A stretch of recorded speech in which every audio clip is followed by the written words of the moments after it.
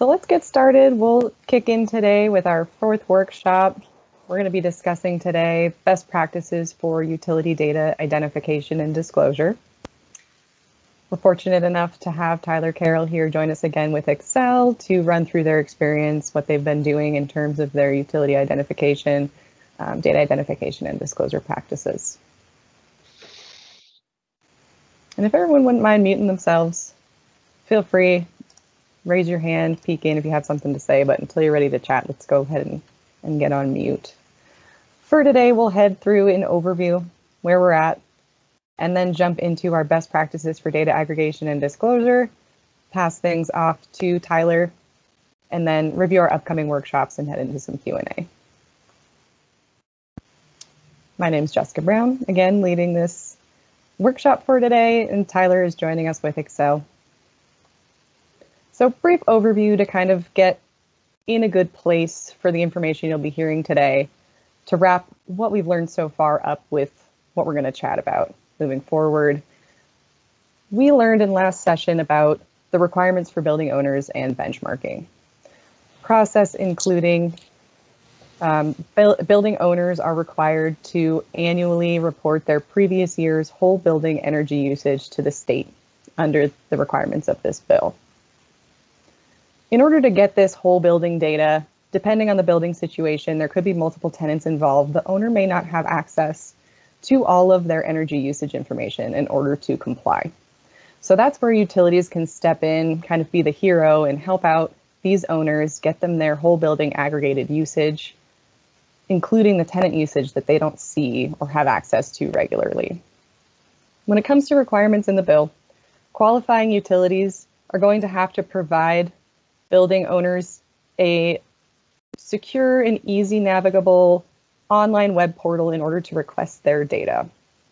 While this isn't a requirement for the non-qualifying utilities, it is a recommendation just to make your life a little bit easier. Just having these requests come in through a digital format, some secure online portal, is really an easy way to kind of manage the requests coming in depending on the level of requests you might get. Do have some good news today that the building covered buildings list has been completed. So there will probably be some changes moving forward, but ultimately we will be able to get you that first draft list in the resources for this workshop. So you can have a rough idea of how many customers fit under the subjected guidelines under this bill that would be reaching out to you for their whole building data. So that should kind of help determine too your volume for this and potentially whether you do want to go through that online portal route, even if it's not required. Through this online request, the owner will reach out, request their previous year's usage from you, and then the utility, once receiving that request, will have 30 days to fulfill that request and basically get their data in the hands of the owner. So we've talked about what is required on the building owner, and we've talked about the ways in which through spreadsheet or auto upload you can get that data to customers. But what we haven't talked about yet is what happens in between that. So once the request comes in, the utility is going to need to aggregate the whole building energy usage for that owner. And there's a few steps involved, and that's the process we're going to touch today. So we're essentially working on determining the best practices for aggregating data based on meter mapping, privacy concerns, and consent. So best practices for whole building data access would include these 4 basic steps. Number 4 is actually what we discussed in our previous workshop, which would be either a spreadsheet or an auto upload through web services. So once the request comes in, you'll need to be able to determine all of the usage at a building. So you'll need to be able to account for the tenants, the owner information, any common spaces, anything involved, potentially different buildings as well. Oftentimes owners like to report multiple buildings at the same time if per se they have a multifamily property and the multifamily has different apartment complexes, but it's all one multifamily property. They might want to submit all of their usage for multiple buildings. So they have multiple buildings, multiple tenants. So there'll need to be a way to determine the usage information, all of it, in order to then aggregate it and disperse it out to the owner. So a great step in this process, first starting spot would be to assess and document internal systems. The next step would be to map energy meters to buildings. The third step would be to simplify the tenant authorization process. If, say, there's a certain number of tenants, usually a low number, we need to protect tenant privacy concerns. So we'll chat about that a bit. And then streamline the data transfer. We'll swing back around to the spreadsheet and auto upload options. So first off, let's chat about the assess and document internal systems process. So you'll want to start by interpreting and defining the data you currently have in your system. So you'll want to look into your starting point. What system are you using? What information are you collecting? What information do you have? And in turn, also review internal record keeping requirements. This will help you weigh in on whether you want to go the digital request route and or just follow a particular process you already have in place for consent forms, if it exists. Otherwise, you want to create some new internal policies, most likely, for this process in order for everyone to stay on the same page.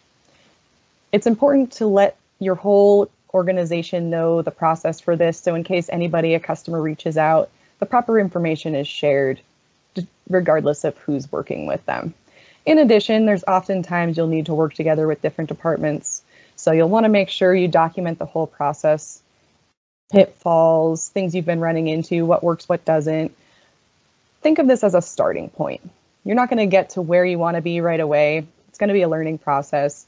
It's always good to continue to improve, so it's great to document these things as you're working towards where you want to be in terms of providing data to these customers.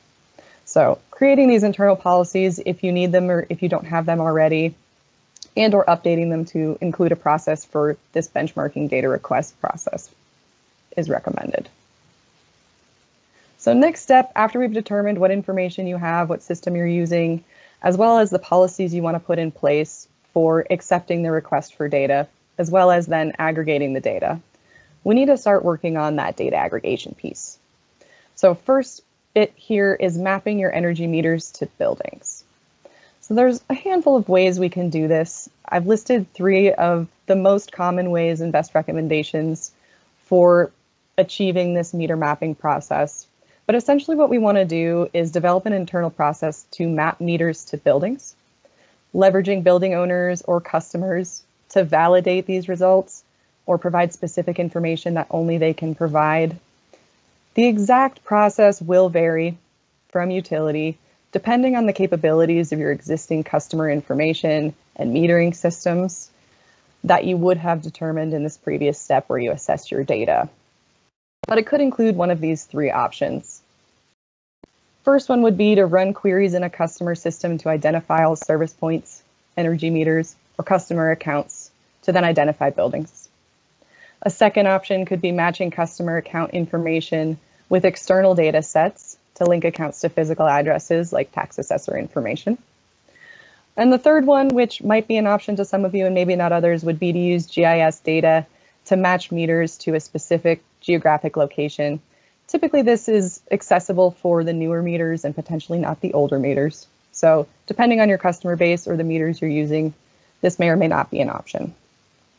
Definitely the most common 3 ways in which we could go about the meter mapping route. And Tyler will touch a bit on in his presentation how Excel is currently doing that for a little bit more of a rough approach there. We also do have Emma from Centerpoint here with us today.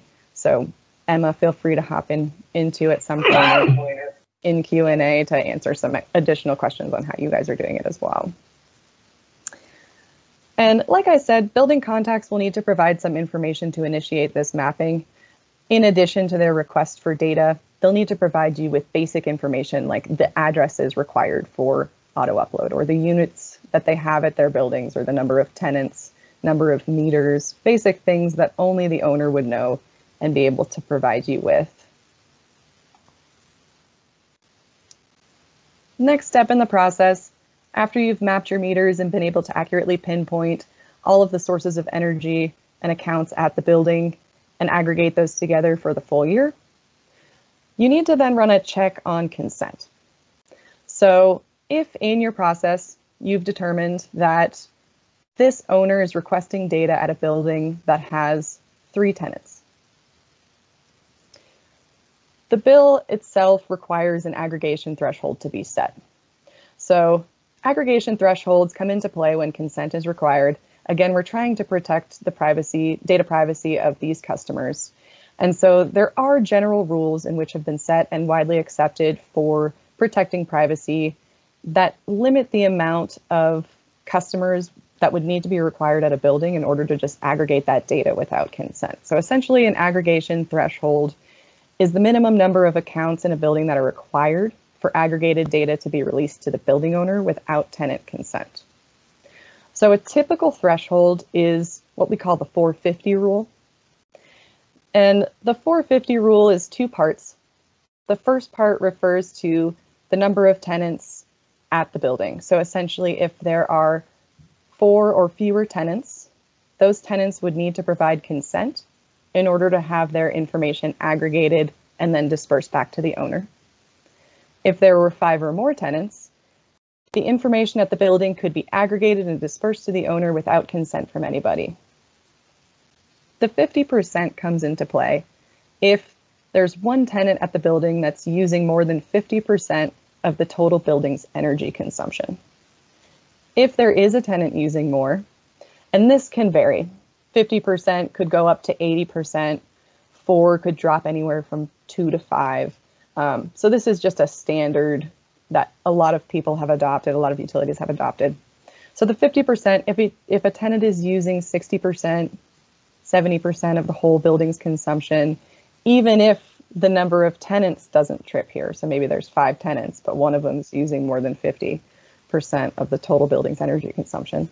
That tenant would then be required to provide consent in order to get the building energy information aggregated and provided back to the owner.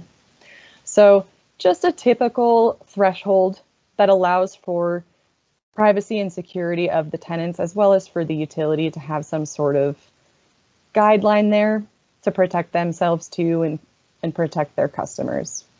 When it comes to qualifying utilities, they will have to publicize their chosen threshold. Non-qualifying utilities are not required to publish this. However, it is helpful when it comes to building owner understanding, just so they know to expect that they might need to get consent depending on the number of tenants or the tenant's usage at the building. Never hurts. Standard consent forms, if it does end up being triggered based on your threshold, can be used when trying to get specific tenant consent. And you will want to send those out to potentially all the tenants and or just the one using a bit more energy than the others. So that I think can be an internal decision and how you want to handle that process. In addition, I do want to note that depending on the regulatory body, you may not have to include both categories.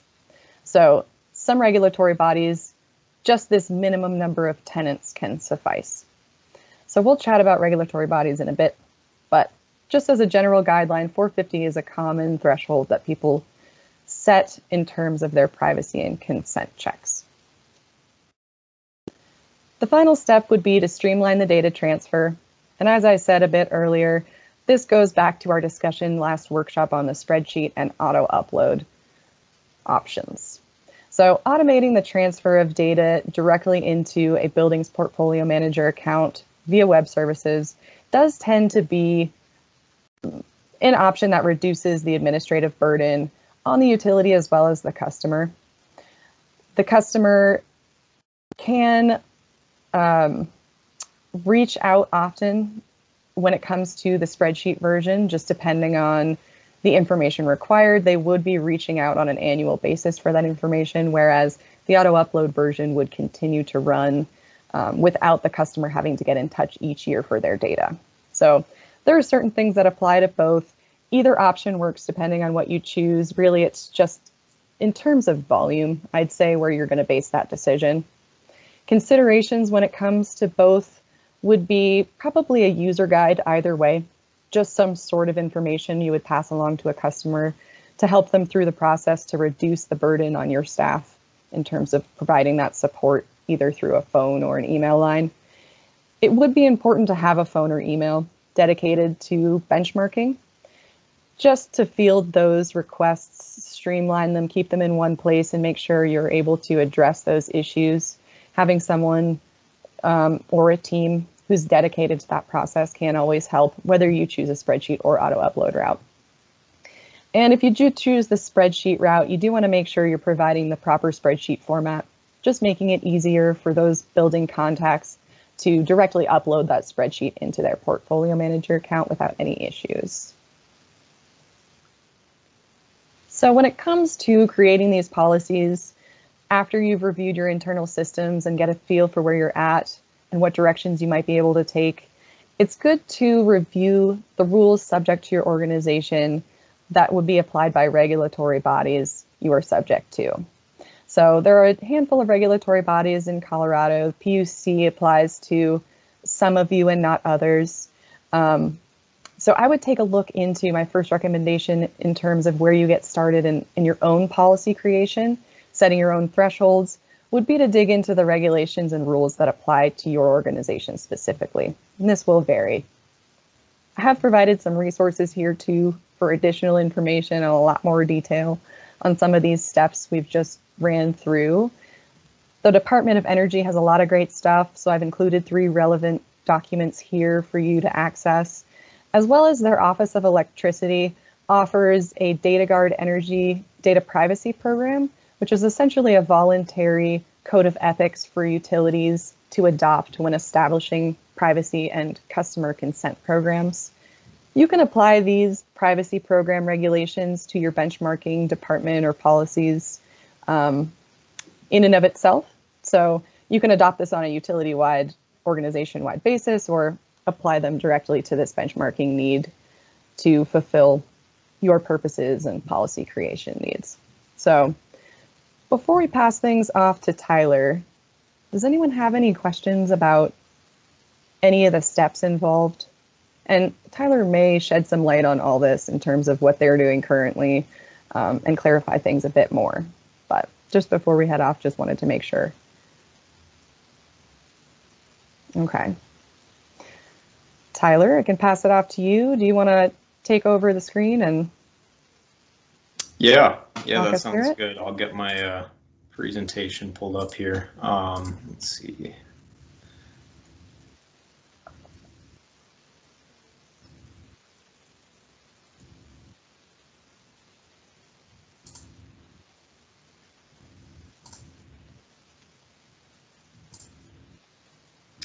All right. Are we able to see my screen? I'm not seeing it yet.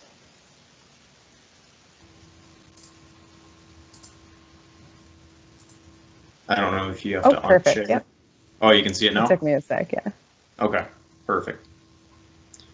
All right. Well, good afternoon, everyone. As Jess mentioned, my name is Tyler Carroll. I'm the program manager for the energy benchmarking program here at Xcel Energy. So I'm just going to kind of dive in a little bit more into, the consent piece in practice and how we utilize it in our benchmarking program at Xcel Energy. I will preface that I'm not in regulatory, I'm not in legal. So, depending on how far down into the weeds people want to get, I may not have all the answers, but I will certainly do my best to answer your questions as they come up. So we'll get rolling right into it here. So Jess kind of mentioned it earlier in her presentation, but I figure I just kind of recap one more time on kind of the best practices for whole building data aggregation because it does apply to the customer consent process. So mapping meters to the buildings is crucial, not mapping the meters to the accounts, and then applying that building owner authorization verification step. The 450 rule, as she mentioned, is pretty standard across the board. That's what we use at Xcel Energy. And here's just kind of a brief graphic of that. And I made it a little bigger on this screen here just so all can see a little bit better. But definitely utilize the meters to buildings, not meters to account approach. So the whole building data aggregation process at Xcel kind of follows a few steps. So basically we utilize a GIS system. And in that GIS system, we are basically gathering building information based off the physical address of the building. So a member of our team, when they see a benchmarking request come into our queue from Energy Star, we will go into our GIS system and we'll type in the physical address of the building. And our GIS system will pull up that building for us. And from there, we have a meter point on each individual building. Sometimes there are a couple different meter points on there. And in this GIS system, it's already kind of done for us, but the meters have already been mapped to premises on that property. So we typically go in and we kind of capture those premises off of the identified meter point. And once we have the premises, we basically can attach those to the actual building for aggregation purposes.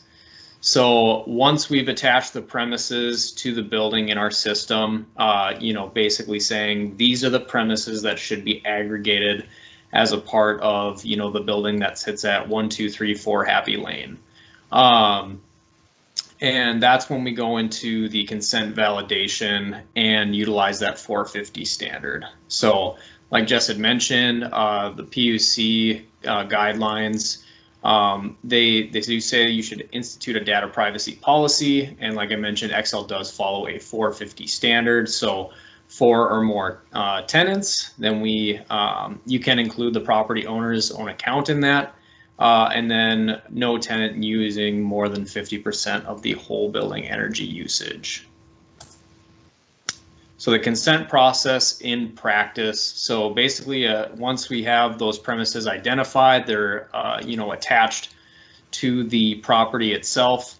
The benchmarking team member will go in and take a look at the amount of premises. So if it has 4 tenants or more, we just simply require some building owner authorization, which is a little bit of an additional step. So we basically say, whoever the requester is of that data, we want to see that they're on, it's typically like a house meter account on one of the premises, or there is like an LLC or some sort of, a building owner account attached to that property. So we'll utilize our internal customer resource system. I'm sure you all have something at your individual utilities to keep track of customer records and names and who's authorized on the account. So we utilize that as our primary resource, and we go into that system and see, okay, is the requester listed on this premise as an authorized party? If we can't find it there, there is some publicly available information available in the PUC guidelines. It does say that you can use those. So public records is another option that we have used. We don't use it very often as it is a little bit more time consuming to get. So we typically stick to the customer resource system and kind of take it from there as far as needing consent or if they are authorized. If they have 3 tenants or less, then individual consent is checked at each premise. So at that point, we're taking each individual premise number and putting it into our customer resource system, and we're looking for that requester on each individual premise. If we don't find it, say there's 3 premises there and we only find their information on 2 of them, we still require that they get that consent. So we don't identify the specific tenant or specific premise, that they're not listed on.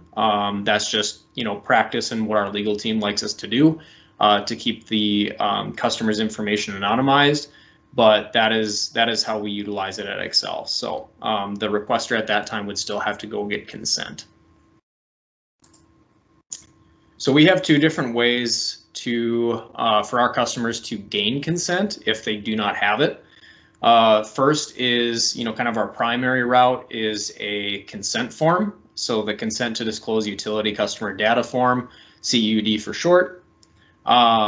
This is what we typically send our customers, and they basically just have to go get them filled out.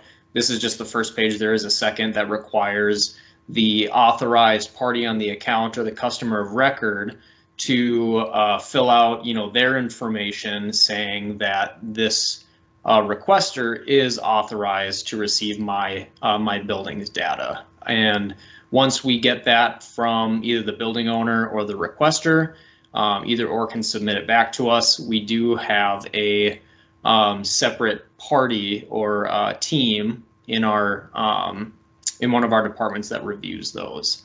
There is a second option, which is kind of a call-in form. So the authorized party or the customer of record on the premise can actually call our business solutions center, and they can actually have the the person requesting the energy benchmarking information added to their account.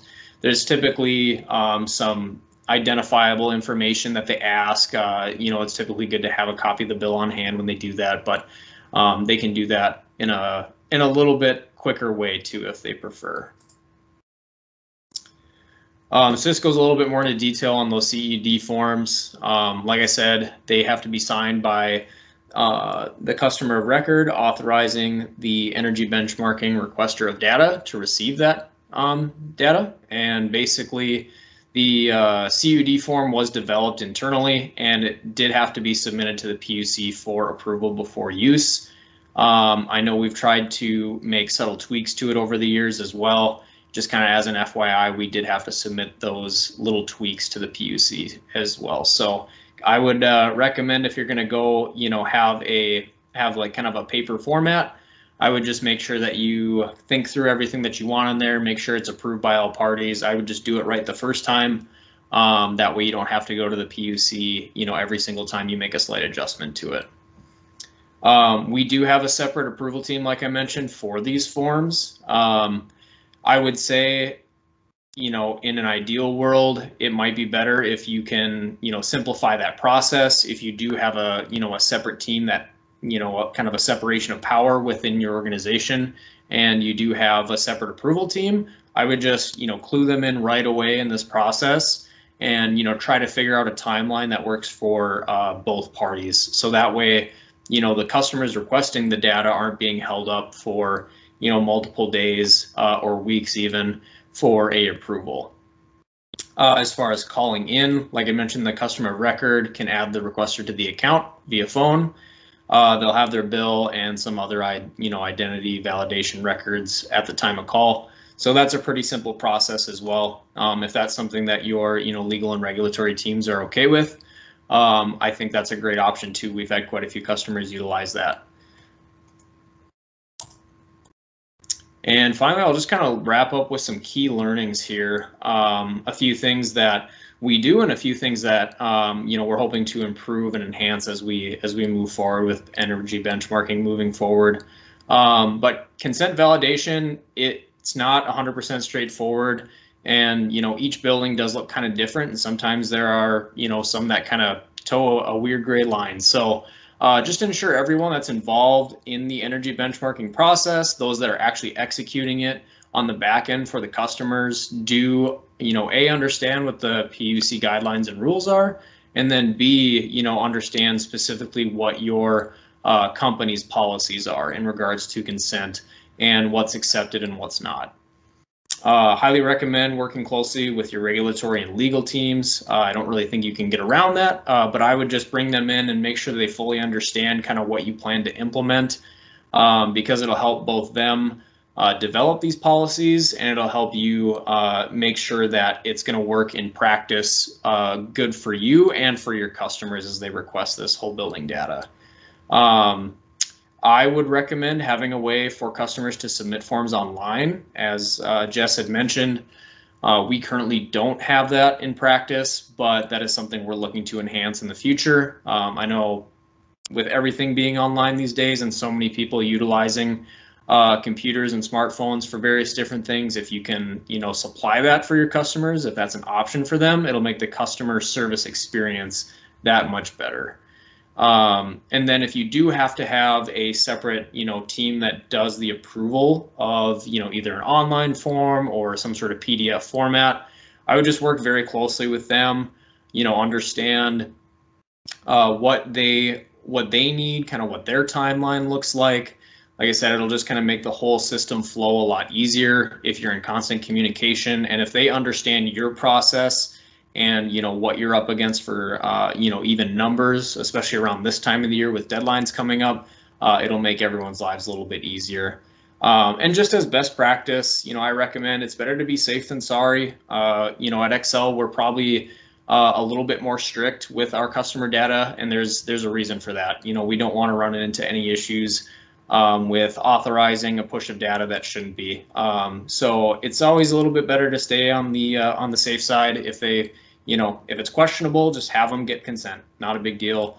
And your bases are covered and you're protecting your customers' data. So with that is pretty much what I wanted to cover and highlight for you all. Jess, I don't know if we have a Q&A at the end or if there's more to talk about, but I'll hand it back to you. Great. Thank you, Tyler.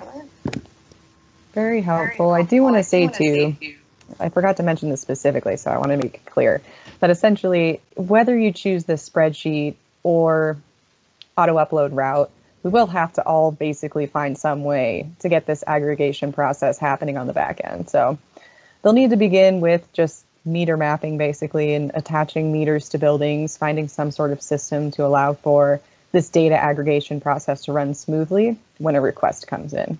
So that's just going to vary based on your starting point, what customer service options and systems you have, and kind of where you want to go with either an online request. If you're thinking of creating an online system for customers to access request data through, maybe see their bills in, just wherever you're starting is kind of going to influence that jump off point. So all of this will need to take place before you do then end up getting to that final decision spot of, okay, now this data is going into a spreadsheet I'm sending off, or it's going to be pushed into Portfolio Manager automatically. So I'll re-pull up my presentation here. We can look at what's coming up and then head into Q&A.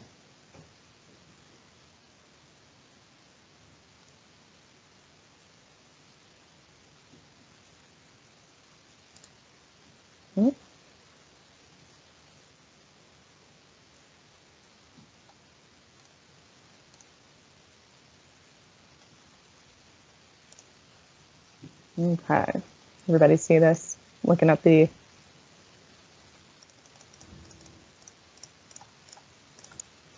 upcoming workshop schedule.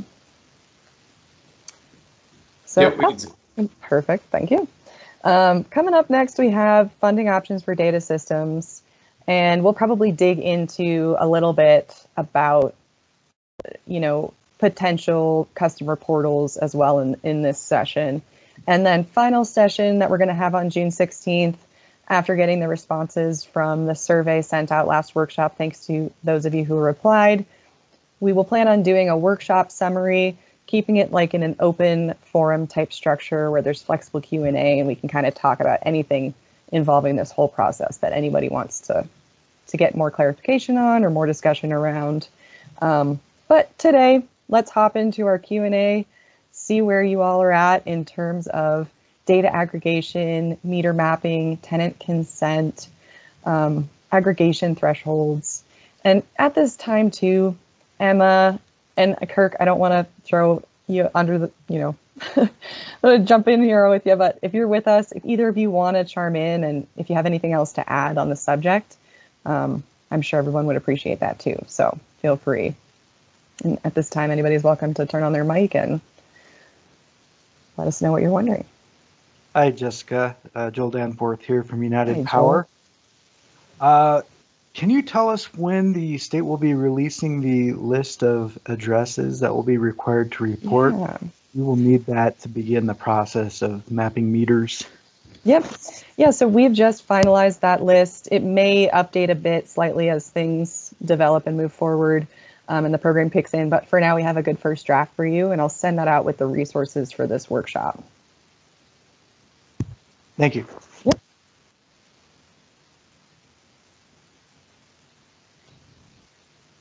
It's Mary Weiner with Holy Cross. Do you know where we are with the bill? Has it been introduced, or where are we with the bill? Yeah, hi Mary. So the bill is anticipated to be put in front of the House this week. We're hopeful that happens. But again, no guarantees, and we're really just waiting to hear on that, get confirmation it's, been put in front of the Assembly. So definitely we'll keep you posted. I'll reach out and send you guys an email letting you know the status as I do. So, Great, thanks. yep. Rob Lavo from Atmos Energy. How are things coming along with the list of buildings that will qualify or be subject to the benchmarking? Yeah, hey Rob. We'll be sending that out with the resources for this workshop that first draft has been finalized. So we'll have a good rough estimate for you guys, and it will be sent out with these resources so you can use that to make your decisions. Thank you.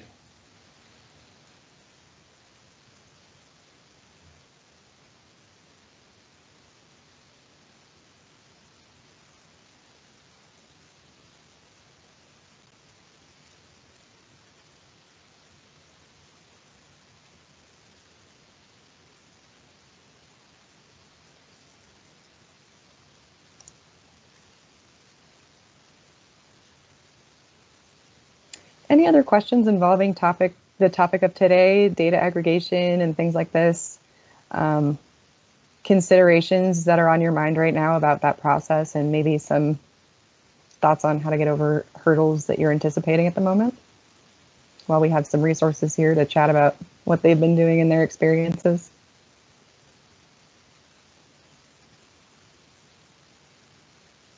I don't want to speak for everybody else, but I know we were kind of waiting to see what the list was going to look like as far as how many of these buildings we'd have to do large aggregations for and things like that. So I think that's kind of what we were waiting for, was to get that list of buildings to kind of see what this was going to look like and how many that would, what that workload would look like for us. So sure. Yeah, the list is going to be addresses. So it'll be physical buildings that are involved. You might be able to infer the number of tenants at certain spaces. You know, if it's a multifamily, obviously you can assume there's additional tenants there. However, maybe some of the commercial spaces might be a little bit vague in terms of what's going on or how many accounts might need to be aggregated there. So it is going to help you, but it will be rough. You know, we don't have a breakdown of the tenants or accounts that would need to be aggregated per building in there just yet.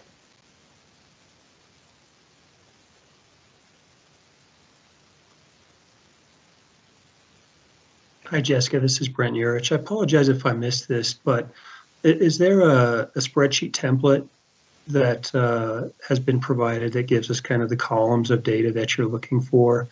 And as we get the building list, and we can start pulling data and putting it into the correct format, just to run through some scenarios. Yeah. Hey, Brent. Great question. There are 2 spreadsheets. All spreadsheets can be found on Portfolio Manager. So Energy Star Portfolio Manager has, if you were to go into the meter, and I can actually pull that up for you as an example, but in there it has the ability for you as well as a customer to download the proper spreadsheet. And this spreadsheet is just in a format that would allow you to upload it directly back into Portfolio Manager because it's pulling it for specific fields. So I can pull this up as an example, but this is where you would go download it. We have attached it in the resources for, I think, the last workshop, and I'm more than happy to send that back out with these resources as well in order to get that in your hands. But basically, there's a spreadsheet for electric as well as gas that you would just need to find if you were in Portfolio Manager, which I can share for you here.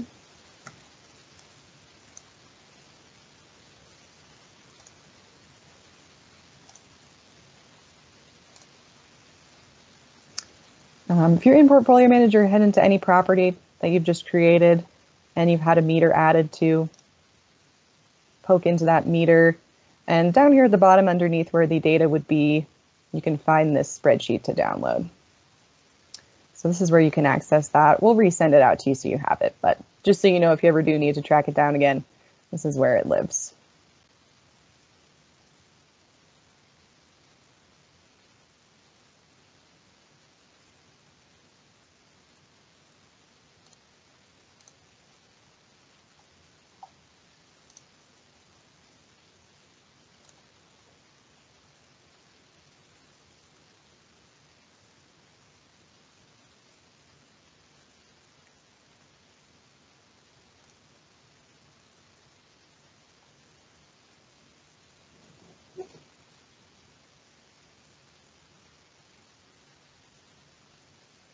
And just a reminder too, the survey is still live that I sent out with the previous resources. I think I sent a follow-up reminder a week or so ago. And it has the option to sign up to for a follow-up session with the EPA. Last session, they touched on web services. They're holding a follow-up session for our utility members, utility coalition members, that will dig more into the technical aspects of web services. So if you are interested in that, please fill out that survey. The EPA will be reaching out to you directly for that next session. So that is an option available to all of you right now, as well as additional feedback for our final session. You know, while we do want to do some sort of summary, it's flexible still in terms of additional topics we might want to cover. So feel free to fill out that survey if you haven't yet and you are interested in providing feedback there for that final session or joining that technical session with the EPA that's upcoming.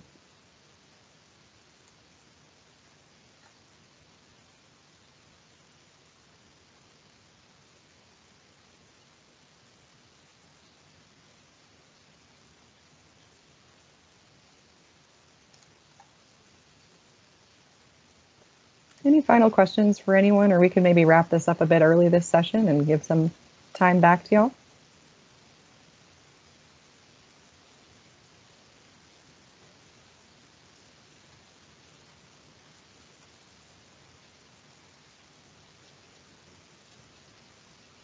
Excellent. Thanks so much for attending, everyone. It's really great to have you all here. Great to see all your familiar faces again through names. Let me know if you have any additional questions. Don't ever hesitate to reach out. We're here to help you with what you need. So otherwise, if I don't hear from you in the meantime, we'll see you all next session on May 19th. Hope everybody has a great rest of your week and enjoy your weekend. Thanks, Jessica. Appreciate it. Thanks, everyone. Take care.